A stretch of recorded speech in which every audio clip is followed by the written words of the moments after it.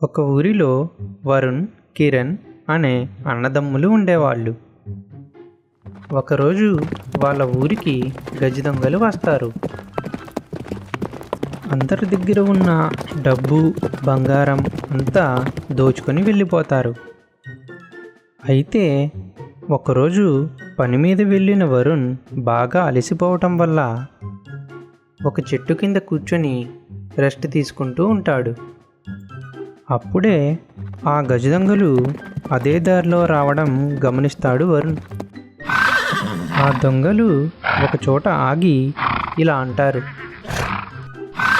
హహహుహహా హహహుహహా అని. అలా అన్న వెంటనే అక్కడ ఒక రహస్య తలుపు ప్రత్యక్షమవుతుంది. ఆ తలుపు ఓపెన్ అవుతుంది. అదంతా గమనిస్తున్న వరుణ్కు ఒక విషయం అర్థమవుతుంది. గజదొంగలు ప్రజల దగ్గర కొట్టేసిన బంగారం అంతా ఈ అండర్ గ్రౌండ్లో దాస్తున్నారు అని. కొంతసేపటికి వాళ్ళు తిరిగి వెళ్ళిపోయాక వరుణ్ వెళ్ళి వాళ్ళు అన్నట్టుగానే అంటాడు. డోర్ కనిపించి అప్పుడే ఓపెన్ అవుతుంది. వరుణ్ లోపలికి వెళ్ళి చూడగానే ఆశ్చర్యపోతాడు. బంగారం, ఎక్కడ చూసినా బంగారమే ఉంటుంది. తనకు కావలసినంత బంగారం తీసుకొని అక్కడ నుండి ఇంటికి వచ్చేస్తాడు. ఆ డబ్బుతో ఒక చిన్న షాప్ పెట్టుకొని వ్యాపారాన్ని చేసుకుంటూ ఉంటాడు. కిరణ్ వరుణ్ ఉన్న ఆ షాపును చూసి వచ్చి ఇలా అడుగుతాడు, వరుణ్, ఇంత డబ్బు నీకు ఎలా వచ్చింది? షాపు ఓనర్ అయిపోయావు అని. అప్పుడు వరుణ్ కిరణ్ని పక్కకు తీసుకెళ్ళి జరిగింది అంతా చెప్తాడు. మన ఇద్దరికీ కావలసినంత డబ్బు అంతా కూడా తెచ్చేశా. కానీ కిరణ్ ఆ రోజు నైట్ బంగారం ఉన్న చోటుకి బయలుదేరతాడు. దానిని చూసిన వరుణ్ కిరణ్ దగ్గరికి వెళ్ళి ఇలా అంటాడు, నువ్వు ఇప్పుడు బంగారం ఉన్న చోటుకి వెళ్తే నిన్ను పట్టుకుంటారు అని. అయినా మన దగ్గర ఇప్పుడు కావలసినంత బంగారం ఉంది కదా. ఎంత చెప్తున్నా వరుణ్ మాటలు లెక్క చేయకుండా కిరణ్ అక్కడ నుండి వెళ్ళిపోతాడు.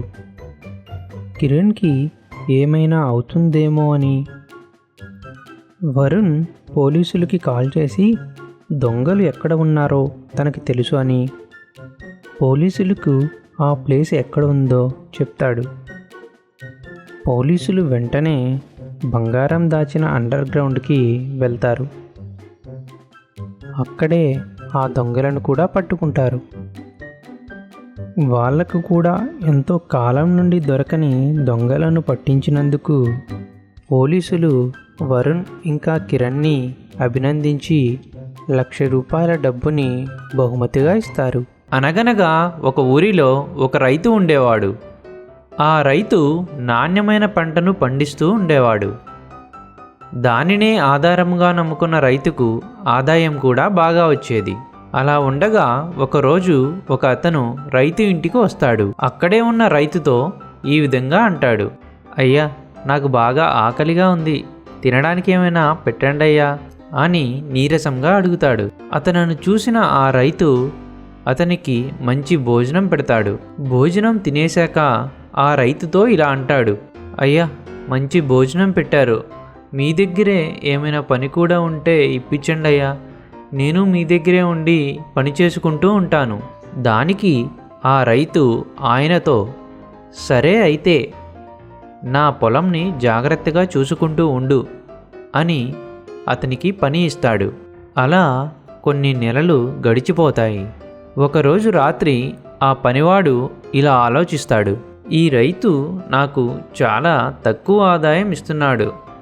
ఈ పొలంలో వచ్చిన బియ్యాన్ని అమ్ముకున్నట్లయితే బాగా ఆదాయం వస్తుంది కదా అని. అందరూ నిద్రపోయిన తరువాత నెమ్మదిగా వెళ్ళి ఆ పనివాడు రోజు రాత్రి ఒక రైస్ బ్యాగ్ని దొంగిలించడం మొదలుపెట్టాడు. ఆ బియ్యపు బస్తాని దగ్గరలో ఉన్న రైస్ షాప్ మూసేసే సమయానికి వెళ్ళి అక్కడే ఆ బియ్యపు బస్తాని అమ్మేసేవాడు. ఆ రైస్ని గమనించిన రైస్ షాప్ ఓనర్కి అనుమానం వస్తుంది. రైస్ షాప్ ఓనర్ అనుకున్నట్టే అవి నాణ్యమైన బియ్యం. ఆ ఊరిలో ఒక్క రైతు మాత్రమే ఆ నాణ్యమైన బియ్యాన్ని పండిస్తాడు. ఆ రైతు పేరే రామభద్రం. రైస్ షాప్ ఓనర్ రామభద్రంకి కాల్ చేస్తాడు. రామభద్రం గారు చెప్పండి ఓనర్ గారు. అప్పుడు షాప్ ఓనర్ ఇలా అంటాడు, రోజు నైట్ ఒకడొచ్చి ఒక బస్తా బియ్యం అమ్ముతున్నాడండి.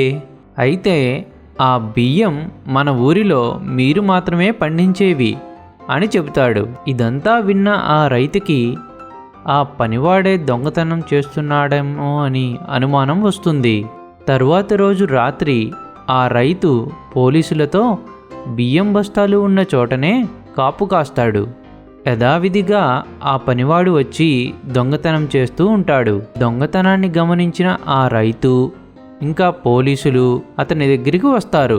పోలీసులను చూసిన ఆ పనివాడికి భయం వేసి ఆ రైతుతో ఇలా అంటాడు, అయ్యా నన్ను క్షమించండి అయ్యా, ఇంకెప్పుడు నేను ఇలా చేయనయ్యా అని అంటాడు. దానికి ఆ రైతు ఇలా అంటాడు, అన్నం పెట్టి పని ఇచ్చిన వాడినే నువ్వు మోసం చేశావు, నీ బుద్ధి ఇంక మారదు అని పోలీసులకు అప్పగిస్తాడు. వచ్చే డబ్బుతో ఆనందంగా ఉండక అత్యాశకు పాల్పడి చివరికి జైలు పాలయ్యాడు ఆ పనివాడు. కాబట్టి ఫ్రెండ్స్, ఎప్పుడు అత్యాశకు పోకుండా ఉన్న దాంట్లోనే హ్యాపీగా ఉండండి. ఫ్రెండ్స్, ఈ వీడియో మీకు నచ్చినట్లయితే మా ఈ ఛానల్ని తప్పకుండా